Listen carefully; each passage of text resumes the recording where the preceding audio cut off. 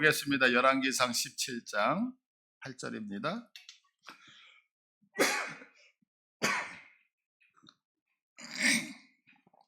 8절에서부터 16절까지 교독합니다. 제가 먼저 봅니다. 여호와의 말씀이 엘리야에게 임하여 이르시되 너는 일어나 시돈에 속한 사르밧으로 가서 거기 머물라. 내가 그곳 과부에게 명령하여 내게 음식을 주게 하였느니라. 그가 일어나 사르밧으로 가서 성문에 이를 때에 한 과부가 그곳에서 나뭇가지를 줍는지라. 이에 불러 이르되 청하건대 그릇에 물을 조금 가져다가 내가 마시게 하라. 그가 가지러 갈 때 엘리야가 그를 불러 이르되 청하건대 내 손에 한 떡 내게로 가져오라. 그가 이르되 당신의 하나님 여호와께서 살아 계심을 두고 맹세하노니 나는 떡이 없고 다만 통에 가루 한 움큼과 병에 기름 조금뿐이라. 내가 나뭇가지 둘을 줘다가 나와 내 아들을 위하여 음식을 만들어 먹고 그 후에는 죽으리라. 엘리야가 그에게 이르되 두려워하지 말고 가서 내 말대로 하려니와 먼저 그것으로 나를 위하여 작은 떡 한 개를 만들어 내게로 가져오고 그 후에 너와 내 아들을 위하여 만들라.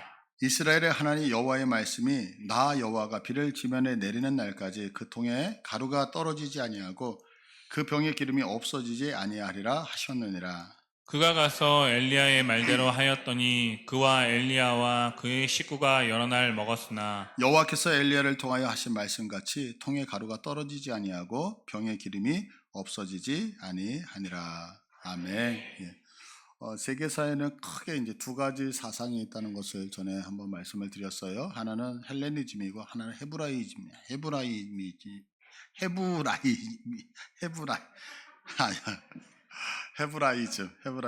여기 발음이 안 되죠. 헤브라이즘. 근데 이제 헬레니즘은 우리 이성, 생각 있잖아요. 이 생각을 무척 강조를 해요. 그래서 모든 걸 다 논리적으로 이제 생각을 하는 거죠. 반면에 헤브라이즘은 하나님의 계시를 강조를 하는 거예요. 그러니까 이제 어떤 문제가 딱 생겼어요. 그 문제를 만났을 때 헬레니즘 사상을 갖고 있는 사람은 야, 이거 어떻게 하지? 이거 어떻게 해결하지? 이렇게 해서 고민하면서 풀어나가요. 근데 반면에 헤브라이즘 사고를 가진 사람은 그걸 풀어나가려고 하는 게 아니라 이 사건 안에는 어떤 하나님의 놀라운 뜻이 있을까요? 어떤 의미가 있을까요? 이렇게 뜻을 발견하려고 한다는 거죠. 근데 이 사상이 세상에만 있는 게 아니에요. 이것이 그대로 어디에도 있느냐면 성경을 보는 방법에도 그대로 동일하게 들어와요. 그래서 이제 우리가 가지고 있는 성경이 있죠. 이 개정 성경은 언젠가도 말씀을 드렸잖아요. 우리 이제 히브리 성경, 이스라엘 사람들이 쓰는 히브리 성경을 헬라어로 바꾼 거거든요. 번역을 했어요. 그래서 이것을 이제 뭐 세투아진트라고도 얘기하고 70인 역본이라고도 얘기하는데 이제 그 70인 역본을 중심으로 해서 성경이 번역돼서 오늘날 우리들에게 주어졌어요. 그러면 그 얘기는 뭐냐면 지금 우리가 갖고 있는 이 성경은 어떤 사상 속에서 편집이 된 성경이냐면 헬레니즘 사상 속에서 편집이 된 거죠. 그래서 오늘 우리가 읽었던 이 열왕기가 목록을 보면 뭘로 분류가 되어져 있느냐면 역사서로 분류가 되어져 있어요. 뭘로 분류가 되어 있다고요? 역사서. 자, 그러면 역사서라고 하는 얘기는 뭐냐면 역사를 사실로 기록을 했다는 거예요. 그래서 시간 안에서 오늘은 이런 일이 있었고 저런 일이 있었는데 그 이런 일 저런 일을 역사 사실대로 기록을 했다는 거예요. 그런데 반면에 유대인들이 보는 성경을 타나크라고 얘기를 하거든요. 그런데 유대인들은 이 열왕기서를 역사서로 보지 않아요. 이 열왕기서를 뭘로 보냐면 예언서로 봐요. 전혀 관점이 틀리죠. 자, 그러면 이 말은 뭐냐면 이 열왕기를 헤브리즘 사상에서 그 예언서로 본다는 것은 그 안에 하나님이 의도한 메시지가 있다라고 보는 거예요. 그들이 성경을 편집을 했을 때. 그럼 그 의도가 뭐냐면 하나님의 말씀이 너에게 임했을 때 너희들이 그럼 어떻게 반응하느냐를 보겠다라고 하는 거예요. 그러니까 보통 우리들이 하나님께서 우리에게 말씀을 주시잖아요. 그러면 예언서를 가만히 생각해 보세요. 너희들은 이렇게 해야 된다고 말씀이 주었었을 때 그 하나님의 말씀대로 따라가면 복을 받고 따라가지 않고 불순종을 하면 너희들이 하나님의 징계를 받는다. 이게 예언서의 모든 공통점이거든요. 그러니까 이 열왕기서의 목적, 이것이 예언서로 분류가 되어졌다는 것은 뭐냐면 하나님께서 우리에게 말씀하셨을 때에 이 안에 있는 오늘 성경으로 사르밧 과부의 얘기는 많은 시간 안에서 이런 사건이 있었어 라고 하는 걸 기록하고 있는 게 아니라 이 사건에서 하나님이 의도한 것이 있었는데 그 의도한 것을 따라간다면 너희가 복을 받고 따르지 않는다면 너희들은 불순종하였기 때문에 하나님의 심판을 받는다라는 메시지가 포함되어져 있다는 거죠. 그래서 이 열왕기를 읽을 때에 이것을 예언서로 읽느냐 아니면 역사서로 읽느냐는 완전히 그 시각이 달라진다라고 하는 것을 먼저 여러분이 아셔야 돼요. 자, 오늘 본문은 아하방이 다스리던 시대예요. 자, 이 아하방이 다스리던 시대는 경제적으로 무척 어려웠던 시대예요. 그러면 왜 이렇게 경기가 어렵고 경제적으로 힘들었냐면 너무 잘 알다시피 이 아합이라고 하는 사람은 바알과 아세라를 국교로 가져왔잖아요. 자, 그런데 이 이스라엘이라는 나라는 하나님의 나라거든요. 근데 하나님을 섬겨야 되고 하나님을 따라야 되는 그 이스라엘 백성들이 하나님을 버린 거에서 끝나는 것이 아니라 하나님 말고 바알과 아세라가 진짜 신이라고 하면서 그 신을 국교로 삼아버렸다고요. 그러니까 하나님께서 말씀하시는 거예요. 너희들이 생각하는 신, 그 신이 정말 바알과 아세라라고 생각하니? 그 바알과 아세라가 너희들의 인생을 책임지고 너희가 복을 준다고 생각하니? 그래, 그러면 한번 해보자 라고 하시면서 하나님이 선포를 하시죠. 그게 뭐냐면 내가 다시 말하기 전까지는 이 이스라엘 땅에 비도 이슬도 내리지 않겠다라고 얘기를 해요.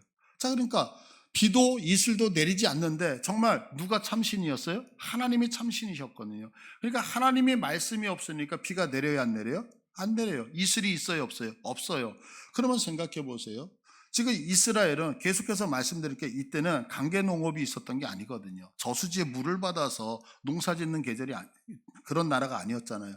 하늘에서 내려오는 비를 보면서 하늘을 쳐다보면서 하나님의 공급하심으로 살았던 나라인데 지금 비가 와요, 안 와요? 안 와요. 그러니까 먹고 살 수 있는 게 다 무너져 버린 거예요. 그러니까 얼마나 힘들게. 그러니까 지금 오늘날 우리 그 경제를 보면 힘들다라고 하지만 이때보다도 훨씬 더 힘든 시대가 지금 아하방에 살던 이런 시대였다고요. 그런데 보세요. 이렇게 힘든 시대에 오늘 본문 16절을 보시면 우리 다 같이 읽겠습니다. 시작. 엘리야를 통하여 하신 말씀같이 통의 가루가 떨어지지 아니하고 병의 기름이 없어지지 아니하리라. 아멘. 통의 가루가 떨어지지 않고 병의 기름이 없어지지 않겠다. 우리식으로 얘기하면 네 통장에 돈이 마르지 않고 우리 지갑에 5만 원짜리가 차고 넘치겠다, 이 말씀이에요. 이런 은혜 있기를 축복드립니다. 그러면 여러분, 제가 조금 전에 말씀드렸잖아요. 지금 이 아합 시대가 어려워요, 아니면 안 어려워요? 무척 어렵잖아요. 근데 이렇게 어려운데 왜 하나님이 사르밧 과부에게 이 큰 은혜를 주셨느냐는 거예요. 많은 사람이 있는데 사르밧 과부에게만 뭐라고 말씀하셔요? 통에 가루가 떨어지지 않아요. 먹을 것 떨어지지 않아요. 병의 기름이 떨어지지 않아요. 네가 살아가는데 전혀 염려 있다 없다? 없다. 그러면 이 은혜가 도대체 어떻게 베풀어졌느냐, 그 이유를 오늘 본문을 통해서 우리가 찾아보려고 합니다. 근데 이제 오늘 본문을 보면 하나님이 우리에게 은혜를 베푸실 때에 나타나는 세 가지 단계가 있어요. 세 가지 단계. 그 첫 번째 단계가 뭐냐면 하나님은 은혜 받을 만한 자를 하나님이 찾아오신다는 거예요. 첫 번째 단계가 뭐라고요? 은혜 주실 만한 자를 하나님이 찾아오신다. 이게 첫 번째 단계예요. 두 번째 단계는 뭐냐면 그 찾아온 자에게 하나님이 말씀을 주신다는 거예요. 그리고 세 번째 단계는 그 말씀을 주신 자가 그 말씀을 받을 수 있는 그릇이 되었는가 안 되어졌는가 뭐한다? 순종의 테스트를 하신다는 거예요. 그러니까 하나님의 우리에게 은혜를 주실 때의 세 가지 단계가 뭐냐면 첫 번째 찾아오시고 말씀을 주시고 테스트 하신다. 이 세 가지 원리 속에서 오늘 여러분들의 은혜를 받으시기를 축복합니다. 자, 그러면 하나님의 은혜를 주시기 전에 주시는 첫 번째 단계가 뭐라고요? 하나님이 우리를 찾아오시는 거예요. 오늘 본문 9절을 한번 볼게요. 9절 보시면 너는 일어나 시돈에 속한 사르밧으로 가서 거기 머물라. 지금 하나님이 엘리야에게 시돈의 사르밧으로 가서 머물라라고 얘기를 해요. 그럼 이 시돈이 어디냐면 오늘날 레바논 땅이거든요. 근데 이 레바논 땅에 이 시돈이라고 하는 것은 여러분이 잘 알다시피 아하방이 있었잖아요. 그럼 아하방의 그 부인이 누구였죠? 이세벨. 근데 그 이세벨이 이 고향이 여기거든요, 시돈. 근데 엣바알이에요. 아버지가 바알의 왕이에요.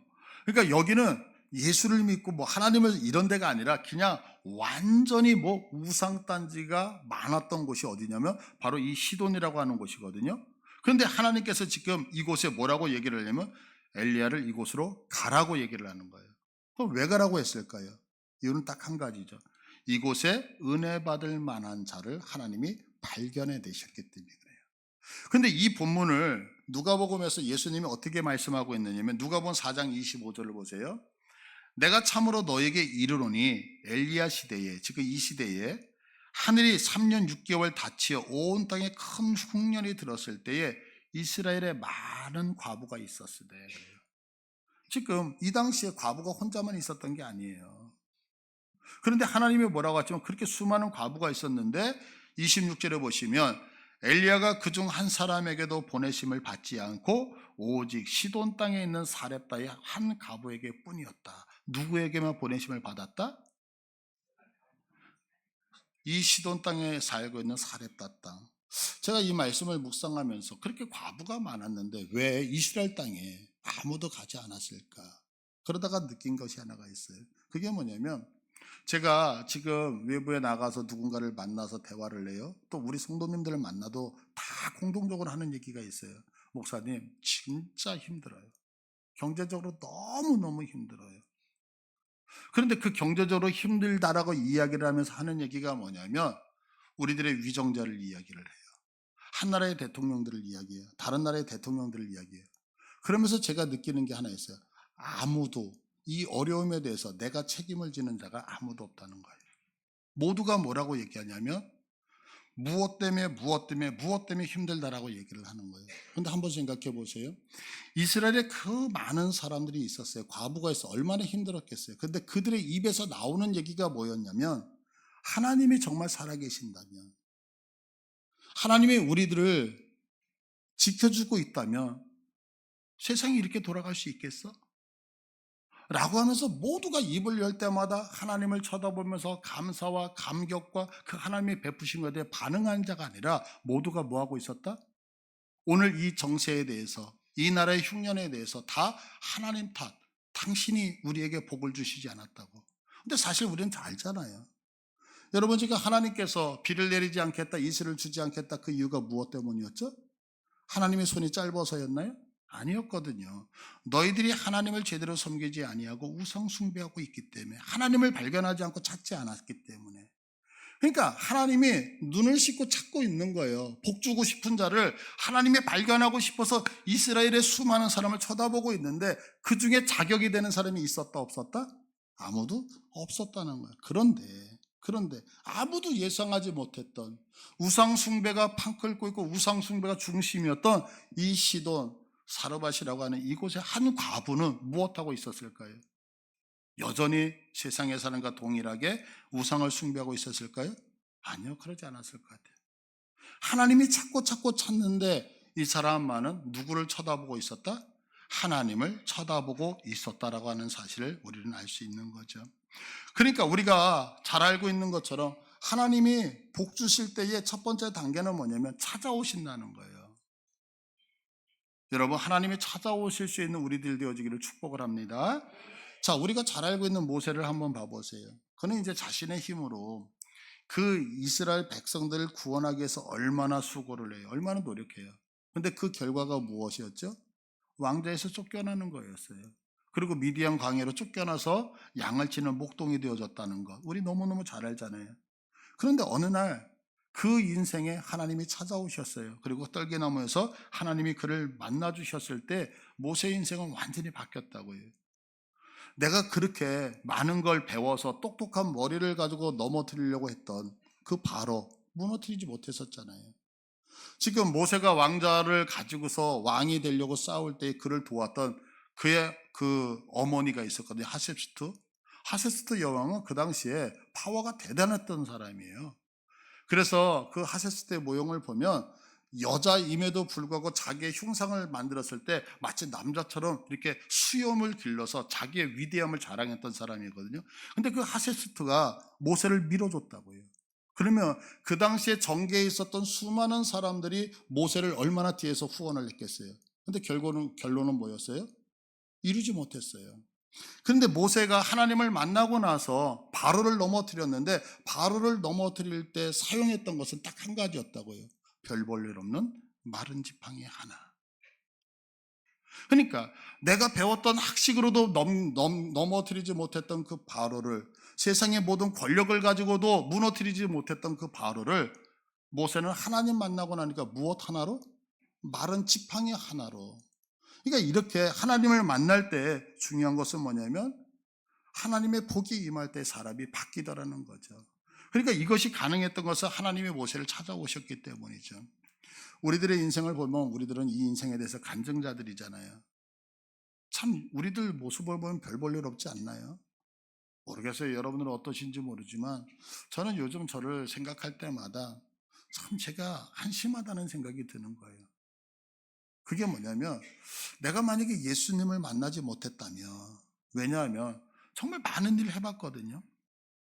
얼마 전에 교회를 오는데 차 안에서 저쪽에서 오다가 갑자기 잊고 있었던 생각이 하나가 드는 거예요. 그게 뭐냐면 여기 시화공단이잖아요.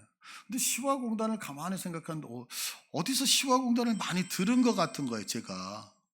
도대체 시화공단을 내가 어떻게 알지? 아니, 늘 다니던 그런 거 말고 새로운 느낌이 있잖아요. 그러면 가만히 제 삶을 이렇게 추적해 보니까 제가 20대 초반에 직장이 없을 때가 있었어요. 그 직장이 없을 때에 여기 이제 취직을 하려고 누군가 소개시켜 준다고 왔었던 거예요. 그런데 그때 그 생각이 나요. 어떤 공장에 들어갔는데 컨테이너가 1층, 2층에 있는데 여기서 살아야 된대. 어떻게 살아요? 그러니까 월요일서부터 토요일까지 밤늦게까지 야근하고 주일날만 하루 집에 갔다 오고 월요일날 다시 출근하라는 거예요.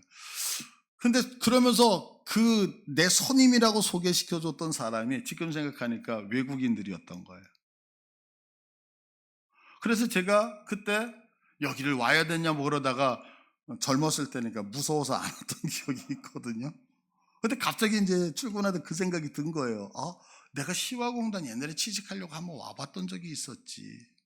그러면서 제 모습을 보는데 제가 직장을 잡기 위해서 얼마나 많은 일들을 했겠어요. 뭐 전화국도 다녀봤어요. 농협도 다녀봤어요. 뭐 별거 다 해봤어요. 뭐 그 출판사도 다녀봤어요. 가구 공장도 다녀봤어요. 농사도 져본다고. 그러면서 제 모습을 별 볼 일 없는 제 모습을 보다가 어느 날 제가 목회자로 서 있는 제 모습을 보면서 하나님 앞에 얼마나 감사했는지 몰라요. 왜 그랬을까요? 하나님이 나를 찾아와 주셔서 만나 주셨기 때문에. 그래서 이제 내가 천국 백성 됐잖아요. 뭔가 누군가에게 나 목회자야라고 내세울 수 있는. 며칠 전에 여기 나가서 전도를 하는데 어떤 분이 그러더라고요. 목사님이세요? 예, 목사님이라고. 그러니까 갑자기 이분이 저보다 연세가 있으신 분인데 90도로 인사를 하면서 목사님 이렇게 나오셔서 전도하신다고, 수고하신다고. 그런 대우 제가 받는 거 왜 그럴까요? 하나님 만났으니까. 그러니까 하나님이 우리를 찾아오시면 그 찾아오심이 뭐냐면 내가 은혜를 받는 첫 번째 단계라고 하는 사실 여러분들 믿으시길 바래요. 자, 그런데 보세요. 하나님이 그럼 나를 찾아오셨느냐 안 찾아오셨느냐를 그럼 어떻게 하느냐면 하나님이 찾아오시잖아요. 그러면 하나님이 반드시 그 사람에게는 말씀을 주신다는 거예요. 오늘 이제 구절을 계속해서 보시면, 자, 본문 구절을 보세요. 너는 일어나 시돈에 속한 사르밧으로 가서, 그래서 하나님이 만나 주시잖아요. 근데 뭐라고 하시냐면 그곳 과부에게 명령하여 내게 음식을 주게 하였다. 하나님이 엘리야에게 하는 얘기가 뭐냐면 너 사르밧로 가. 왜 가죠, 하나님? 그곳에 가면 과부가 하나 있을 때 그 과부에게 내 말했다는 거. 뭘 말해? 너를 공개하라고. 자, 그러면 오늘 본문에는 나오지 않지만 하나님이 지금 과부에게 명령했다는 얘기가 나오잖아요. 그럼 하나님이 과부에게 말씀해 주신 거죠. 그죠? 그러니까 우리가 하나님의 음성이 들리잖아요. 그러면 여러분들이 생각하지, 하나님은 내게 뭔가 은혜를 베푸시기 위해서 두 번째 단계에 들어가셨구나라고 생각하시면 되는 거죠. 근데 이제 많은 분들이 이런 질문을 해요. 그러면 목사님, 하나님의 음성을 내가 들었는지 안 들었는지, 하나님이 말씀하시는지 안 하는지 어떻게 아느냐라고 하는 거예요. 여러분들 하나님의 음성 들으십니까? 예, 듣고 계셔요. 그런데 이제 문제는 그걸 잘 분별하지 못하죠. 자, 그러면 이제 잘 들으시면서 분별을 하세요. 성경에는 영을 이야기할 때 영이 몇 개냐면 영이 총 3개가 있어요. 몇 개가 있다고요? 3개. 그러면 어떤 영이 있냐면 사람에게 영이 있나요, 없나요? 영이 있어요. 또 하나 하나님 영이시죠. 예. 그다음에 사단 영이죠. 그래서 세상에 존재하는 성경에 말씀하고 있는 영은 사람, 하나님, 또 사단이에요. 이게 영이에요. 영의 존재예요. 그러면 영이라고 하는 얘기는 뭐냐면, 자, 동물은 개는 개끼리만 통하는 거예요. 닭은 닭끼리 통하는 거예요. 같은 종류끼리. 그거와 같이 개하고 닭이 통해요, 안 통해요? 안 통해요. 그러면 영이라고 하는 얘기는 영은 반드시 영하고만 통하게 되어져 있어요. 그러면 영하고 통한다는 얘기는 우리 사람이 영이기 때문에 영이신 하나님과 통한다, 안 통한다? 쉽게 해서 대화가 된단 말이에요. 또 사람은 영이기 때문에 사탄, 영이라고 하는 사탄과 대화가 된다, 안 된다? 대화가 돼요. 또 하나님은 영이시기 때문에 영인 사탄하고 대화가 된다, 안 된다? 돼요. 그러니까 영은 영끼리 다 통한단 말이에요. 그런데 유일하게 하나님께서 사람에게만 영만 주신 것이 아니라 사람에게는 육신도 주셨고 혼도 주셨어요. 자, 그러면 사람은 영, 혼, 육 3개를 갖고 있는 거 믿으시죠? 여러분? 그러면 사람이 내 안에 영이, 여기 김혜수 목사의 영이 얘기할 때 내 영이 얘기한다는 것을 나는 뭘로 감지해낼까요? 나의 혼을 가지고 감지하는 거예요. 나의 혼. 그러면 보세요. 제 영이 어떤 이야기를 할 때 그 영이 이야기를 한다는 것을 내가 느끼는 것은 뭘로 느끼냐면 영으로 느끼는 게 아니라 나의 혼을 가지고 느끼는 거예요. 여기까지 이해되셨죠? 그러면 보세요. 하나님의 영이셔요. 그러면 하나님이 나에게 말씀하실 때 나의 혼에게 얘기하겠어요? 나의 영에게 얘기하겠어요? 나의 영. 왜? 영은 영끼리 통하기 때문에. 그러면 하나님이 영이시기 때문에 내 영에게 이야기를 해요. 그러면 내 영이 깨닫고 그것을 누구에게? 내 혼에게 얘기를 하는 거예요. 또한 사단도 영이기 때문에 이야기를 하면 누구에? 내 영에게 이야기를 한다고요. 그러면 사단이 영이 내 영에게 얘기할 때 그 영은 듣고 나에게 얘기할 때 내 혼이 깨닫는 거예요. 그러면 내 영이 내게 얘기할 때도 혼이 얘기를 하니까 깨달을 때 나는 뭐라고 생각하냐면 내 생각 이렇게 생각하죠. 하나님의 영이 내 영에게 이야기하고 그 영이 깨달은 걸 내 혼에게 얘기할 때 이것도 내 생각.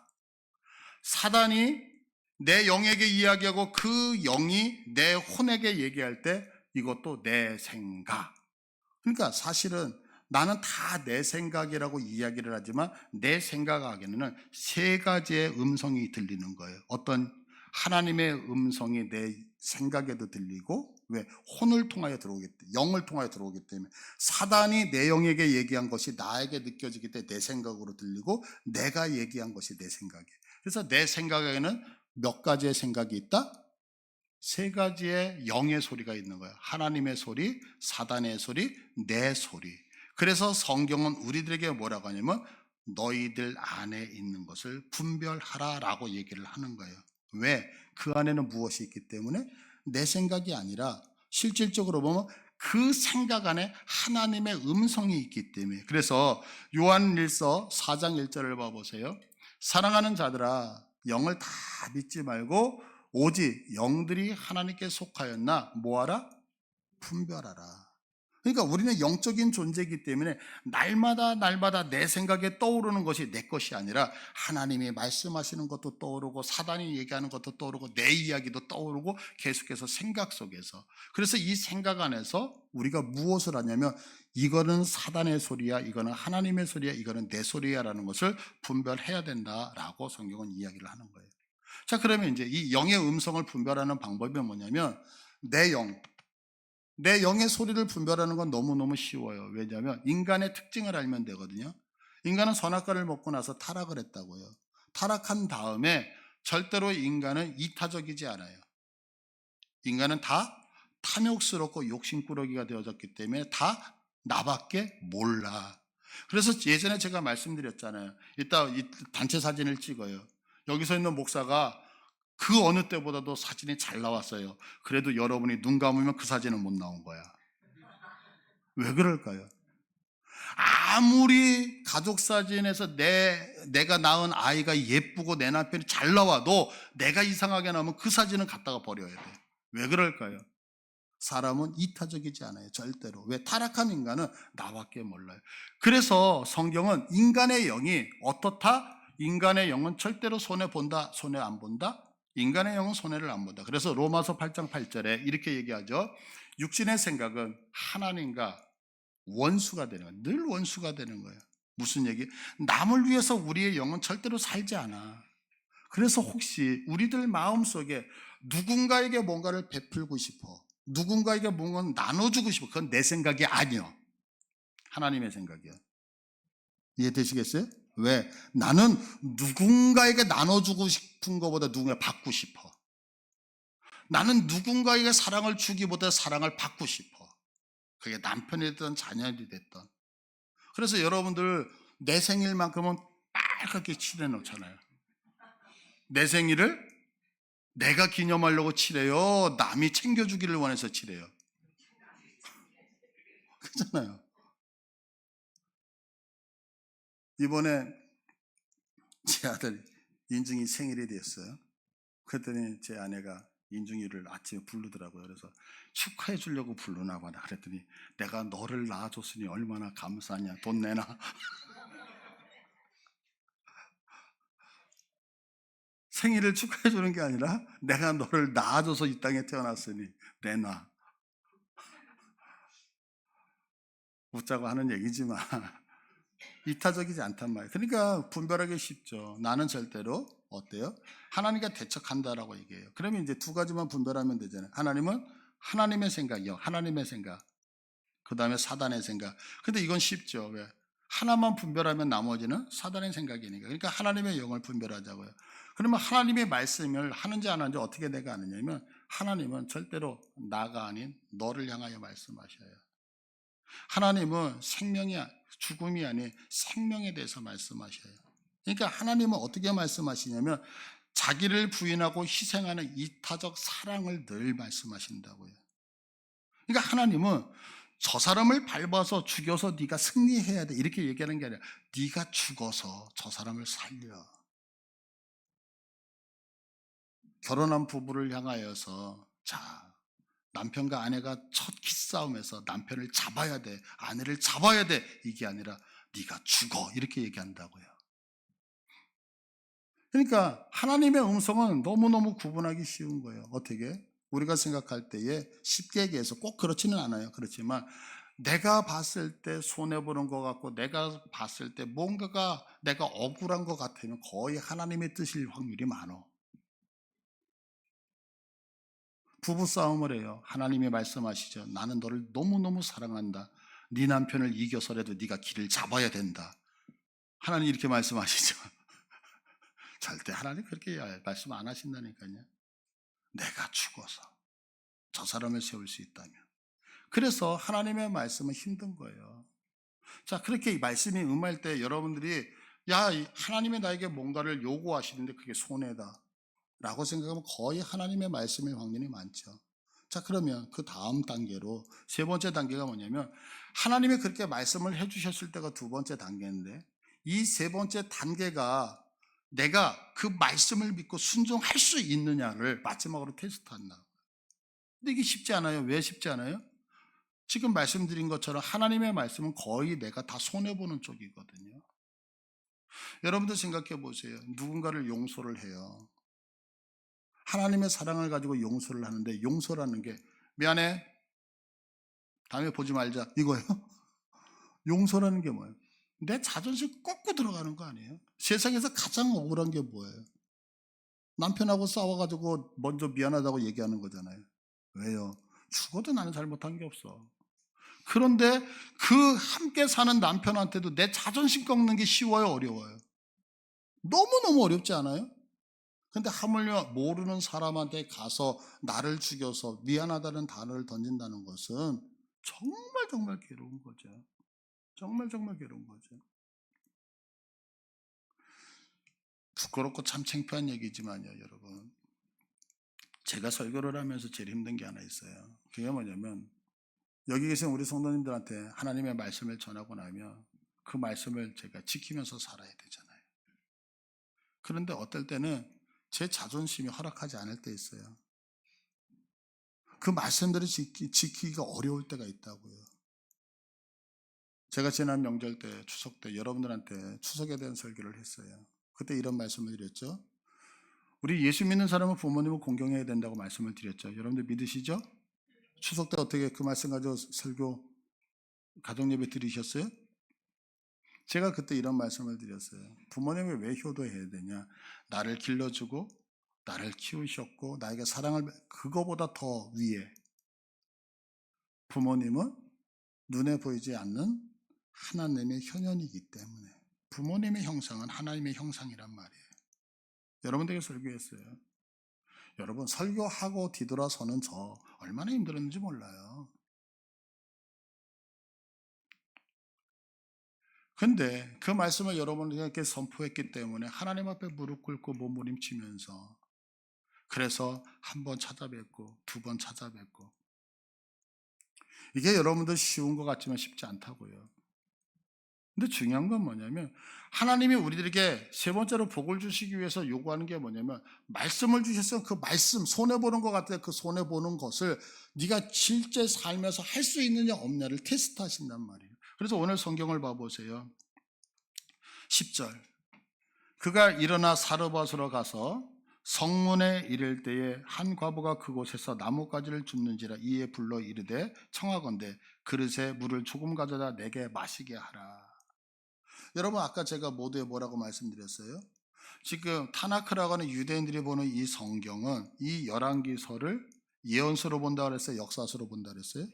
예언서로 본다 그래요. 그럼 예언서는 하나님의 말씀을 던져주고 네가 그 말씀대로 순종하면 복받고 순종하지 아니면 네가 하나님의 불순종 때문에 저주받는다, 이 얘기를 한다 그랬잖아요. 근데 지금 이 10절을 보면 뭐라고 얘기하냐면 하반절에 보세요. 그릇에 물을 조금 가져다가 내가 마시게 하라. 이거 지금 누가 얘기하는 거예요? 엘리야가 과부를 만나서 하는 얘기야. 물 좀 줘, 이 얘기예요. 그런데 여러분 물 주는 거 뭐 어려워요 우리나라에서? 근데 그렇지 않아요. 지금 제가 아까 말씀드렸잖아요. 이 아하방 시대는 비가 왔어요, 안 왔어요? 안 왔어요. 그럼 이 땅을 파면 물이 나와요? 땅을 파면 기름이 나와요? 땅 파면 기름 나오는 동네예요. 물보다 기름이 흔해요. 물이 고여 있지 않아요. 근데 지금 비도 안 와요. 비가 안 오기 때문에 가뭄이잖아요. 근데 그렇게 가뭄으로 물이 귀할 때인데 지금 무엇을 갖다 달라 그래요? 그릇에 물을 조금 가져다 달래. 물을 가져다 달라는 것은 네 거 다 내놔라고 하는 것 동일한 거죠. 제가 지난번에 이집트 요르단을 갔었잖아요. 그럼 해외 나가면 특징이 하나가 있어요. 그게 뭐냐면 우리는 물을 귀하게 여기지 않아요. 뭐 여기 강대상에도 이렇게 물을 갖다 주셨는데요. 식당에 가면 물을 그냥 다 서비스로 주잖아요. 그런데 중동 지방에 딱 가면 물을 다 사 먹어요. 그때서도 돈이에요. 화장실도 돈이에요. 그러니까 화장실을 가면 우리 옛날에 어렸을 때 이게 화장실 갈 때 돈 내고 갔던 것들 다 유료예요. 1달러씩 내야 돼요.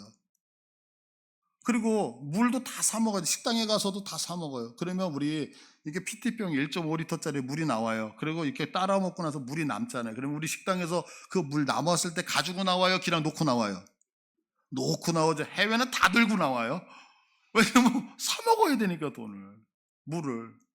그러니까 물이 엄청 귀한 나라거든요. 근데 그 귀하고 귀한데 귀할 뿐만 아니라 지금 가뭄으로 인해서 엄청나게 힘들어요. 그런데 그렇게 힘들 때 물을 달라고 얘기를 하는 거예요. 그러면 이거 순종하기 쉽겠어요? 어렵겠어요? 어렵잖아요. 야, 나도 먹을 물 없어 임마. 나도 목말라 죽겠어. 우리 집도 아껴서 먹는데 나보고 물 달라고 이렇게 얘기한다 그래서 이 과부를 욕할 사람 없다고요. 근데 오늘 성경을 계속해서 보세요. 17장 11절. 그가 가지러 갔다는 거예요. 아니 옆에 있는 물 떠주기도 힘든데 이거 집에 가서 물 뜨러 가려고 지금 가지러 가요. 그러면 이거 대단한 순종이잖아요. 그런데 여기서 끝나지 않죠. 엘리야가 그를 불러 이르되 가는 김에 네 손에 떡 한 조각을 내게로 가져와라. 벼룩이 간을 빼먹지. 물 갖다 주는 것만도 감사해서 가고 있는데 도리어 지금 엘리야가 하는 얘기가 뭐냐, 너 집에 가서 물 갖고 올 때 먹을 것도 갖고 와. 먹을 것도. 그러니까 이 여인이 얼마나 속상하겠느냐고요. 왜요? 여러분, 이 당시에 과부라고 하는 것은 오늘날의 과부와는 전혀 다르잖아요. 어? 제가 중동 지역에 갔더니 엄마가 엄마가 이렇게 그 뭐라 그러죠? 이거 히잡을 쓰고 4살짜리 남자아이 손을 이렇게 잡고 가더라고요. 그래가지고 제가 귀엽다 이렇게 얘기를 했어요. 왜냐면 우리 뭐 루아도 있고 그러면 엄마가 이렇게 손잡고 가는 그걸 생각을 한 거예요. 그런데 선교사님이 저한테 이런 얘기를 하시더래요. 목사님, 저게 무슨 장면인지 아세요? 저거 엄마가 손잡고 가는 거잖아요. 아니에요. 엄마가 애 손을 잡고 가는 게 아니라 저 4살짜리 남자아이가 엄마를 데리고 가는 거예요. 그래. 무슨 소리예요? 그랬더니 여자 혼자서는 인권이 없는 거야.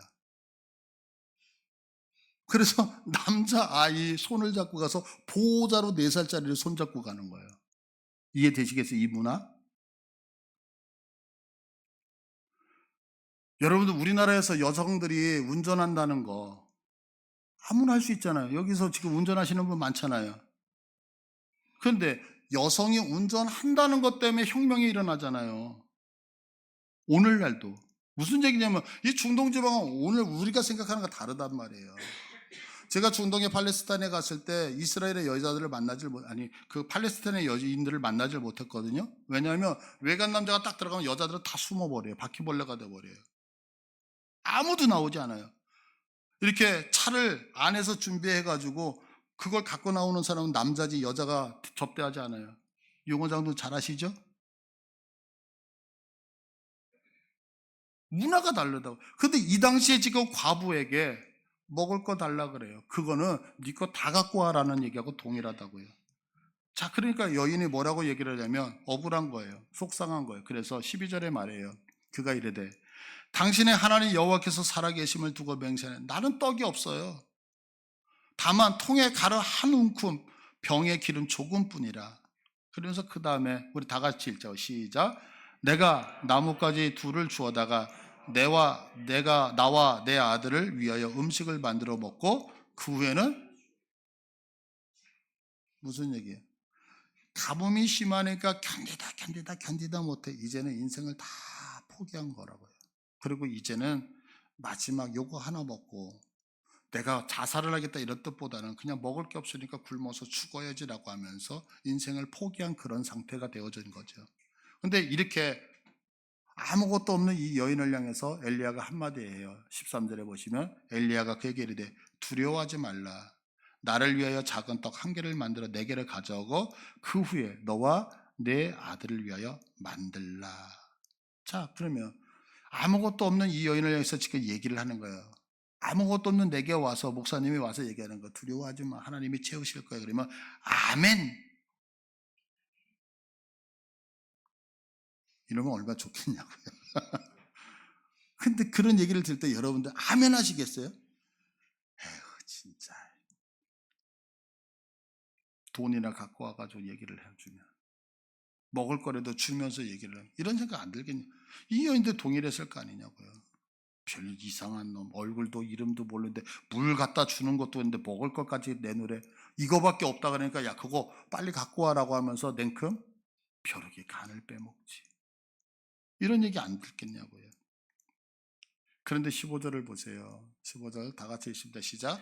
그가 가서 엘리야의 말대로 하였더니 아멘. 어떻게 했다고요? 나를 위해서 준비한 게 아니라 엘리야를 위해서.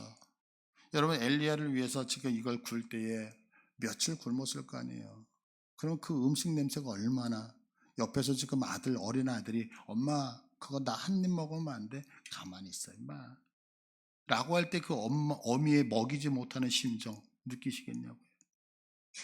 그러면 여인이 어떻게 엘리야의 말대로 그대로 그렇게 순종할 수 있었을까요? 저는 이 말씀을 보면서 한 가지라고 생각해요.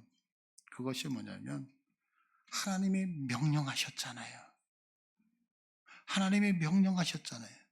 어느 날 갑자기 내가 먹을 것이 없어서 하나님 먹을 것 좀 주세요. 하나님 입을 것이 없어요. 나 힘들어요. 고통스러워요. 어떻게 살죠? 라고 할 때 하나님의 음성이 임했잖아요.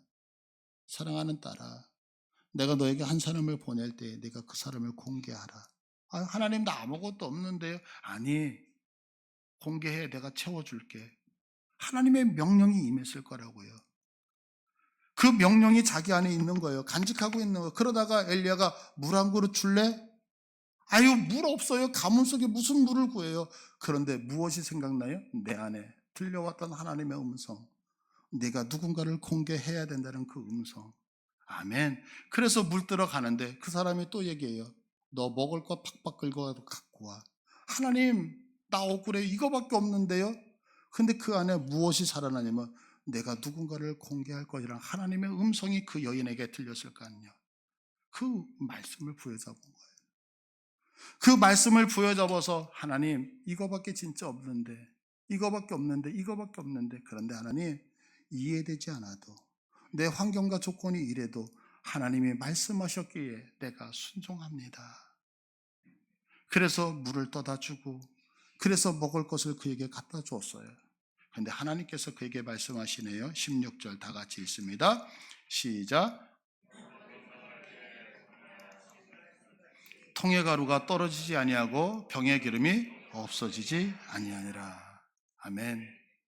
여러분, 우리가 힘든 인생을 살고 있음을 하나님은 누구보다 잘 아실 거라고요. 그럼에도 나에게 무엇인가를 요구하시는 것은요, 나를 죽이시는 것이 아니라 내 인생에 새로운 은혜와 복을 주시려고 요구하고 있다는 사실을 여러분들 믿으시길 바라요. 우리 이제 오늘서부터 짐을 옮겨야 되면서 교회 확장 공사를 하잖아요. 이제 지난주에 우리 건축위원들이 모였어요. 회의를 하면서 이제 건축 헌금에 대한 이야기가 잠깐 나왔어요. 근데 제가 공식적으로 우리 건축위원들한테 이런 얘기를 했어요. 교회 확장을 하면서 저는 공식적으로 우리 헌금에 대한 광고를 하지 않겠습니다. 라고 얘기를 했어요. 그러면 제가 왜 그런 얘기를 했냐면 다 알잖아요. 여러분들 공사한다는 거. 경기 어렵잖아요. 힘들잖아요. 그죠? 그러니까 여러분들한테 전혀 부담 드리고 싶지 않았어요. 그래서 누군가를 개인적으로 만났을 때도 전 광고하지 않습니다. 알아서 헌금하시고 알아서 그냥 하십시오. 그러면서 한 주를 보내는 거였어요. 근데 하나님의 물질들을 채워가시면서 제게 강하게 주시는 거예요. 김 목사, 예? 너는 내가 너에게 뭔가를 은혜를 베풀고 너희 성도들에게 은혜를 베풀기 위해서 말씀하는데 너는 왜 네 스스로 거부해? 제가 어제 토요일 날 설교를 준비해야 되는데 이 설교문을 놓고서 두 개를 놓고서 하나님, 난 이게 좋은데요? 왜요? 편하죠. 여러분들 목회자가 설교를 할 때 가장 힘든 게 뭐라고 생각하세요? 헌금 설교 아니에요. 헌금 설교가 아니에요. 절대 헌금 설교 어렵지 않아요. 제가 설교를 하면서 제일 어려운 건 뭐냐면 내가 믿고 있는 만왕의 왕 되신 그 하나님이 내가 설교를 잘못해서 마치 우리들에게 앵벌이를 구하는 우리가 우리에게 뭔가를 구걸하는 하나님이 될까 봐 저는 두려운 거예요. 다시 얘기해서 제가 이 말씀을 드리는 건 뭐냐면 제가 여러분들에게 확장을 하면서 물질에 대한 헌신에 대한 이 얘기를 하는 것은 우리 만왕의 왕 되신 그 하나님이 부족하기 때문에 뭔가를 요구하고 있는 것이 아님을 믿으시길 바라요. 제가 이 설교를 당당하게 하는 것은 우리 하나님의 앵벌이가 아니라 우리 하나님의 부족해서가 아니라 차고 넘치시는데 하나님의 그 은혜가 우리 성도들에게 임하고 싶어서 하나님이 예비하신 것이 있다고 믿기 때문에 선포하는 거예요. 그래서 여러분들 오늘 말씀을 드렸어요. 하나님은 우리에게 은혜를 주실 때 하나님은 찾아오십니다. 그리고 말씀 주십니다. 그 말씀 속에서 내가 어려워도 힘들어도 극복하기 어려워도 그것을 순종하며 나갈 때에 그 그릇이 될 때에 하나님은 오늘 말씀과 같이 병의 그림이 없어지지 않도록 채우시는 역사가 우리 안에 있을 줄 믿습니다. 그래서 여러분들이 이 하나님께서 하시는 말씀을 여러분이 믿음으로 들으시기를 바랍니다. 어제 설교를 마무리하는데 하나님이 이 문구를 저에게 주셨어요. 귀 있는 자는 들을지어다. 아멘. 자, 우리 다 같이 일어나